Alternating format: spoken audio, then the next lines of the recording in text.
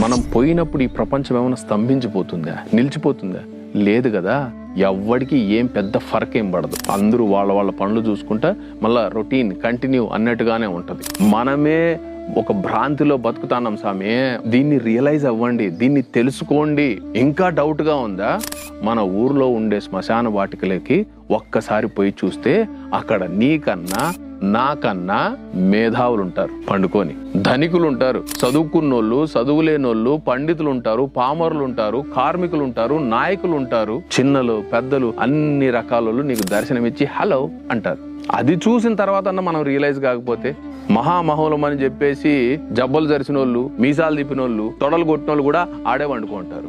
Realise అవ్వాలి కదా. ఎందుకు మనిషికి అహము, ఎందుకు ఈర్ష్యాద్వేషాలు, ఎందుకు కోపతాపాలు? జీవితమే క్షణభంగరం అని చెప్పేసి పెద్దలు అన్నారు కదా. పోయే రోజు వచ్చిందా సడన్ గా ఎత్తుకొని వెళ్ళిపోతుంది. నీకు